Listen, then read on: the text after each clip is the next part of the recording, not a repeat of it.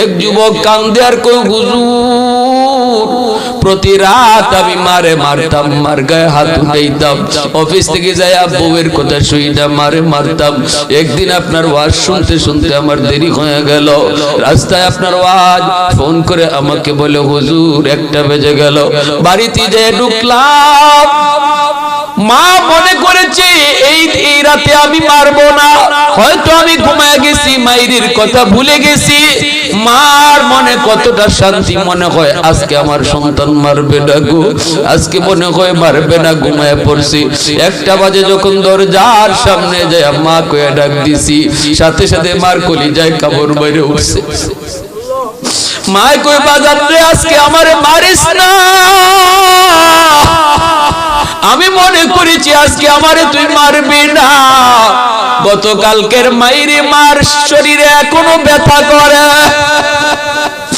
আজ আমি তোর বউয়ের সাথে কোনো ঝগড়া করি নাই, কোনো কথা কই নাই, বাবারে তুই মারিস না।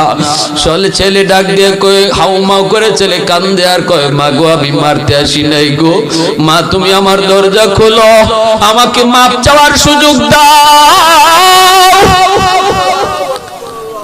মার মনে বাবার মনে কষ্ট দিয়া যদি এই রাতে তোমার মরণ হয়, যত বড় আমল গুজার তুমি হও না কেন, তোমার জীবনের রোজা, তোমার জীবনের হজ, তোমার জীবনের সদকা সব কিছু এক জায়গায় আটক থাকবে, কেউ তোমারে জান্নাতে নিতে পারবে না। যদি মারে বাবারে কষ্ট দিছো যে এই রাতে যদি তোমার মরণ হয়ে যায়, তাদেরকে খুশি করার আগে যদি তোমার মরণ হয়ে যায়, যুবক আব্দুল কাদের জিলানী, মঈনুদ্দিন চিশতি দোয়া কইরো তোমারে জান্নাতে নিতে পারবে না। কারণ আল্লাহ নবী কই সালাসাতুন দাওয়াতুম মুস্তাজাবাতুন লা শাক্কা ফি, দাওয়াতুল মাজলুম ওয়া দাওয়াতুল মুসাফির ওয়া দাওয়াতুল ওয়ালিদ আলা ওয়ালাদিহি।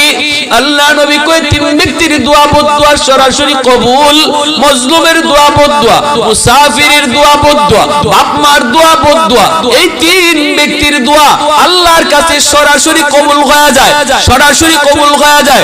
মজলুমে দোয়া করলে দোয়া কবুল হয়, মজলুমে বদদোয়া দিলে বদদোয়া কবুল হয়, মুসাফিরে দোয়া করলে দোয়া কবুল হয়, মুসাফিরে বদদোয়া দিলে বদদোয়া কবুল হয়, বাপ মা দোয়া করলে দোয়া কবুল, বাপ মা বদদোয়া দিলে বদদোয়া আল্লাহর দরবারে সরাসরি কবুল।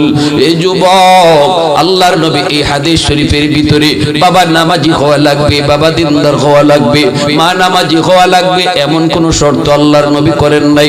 নামাজি বাবা যদি দোয়া করে দোয়া কবুল, নামাজি মা যদি দোয়া করে দোয়া কবুল, এমন শর্ত কিন্তু নবী লাগান নাই।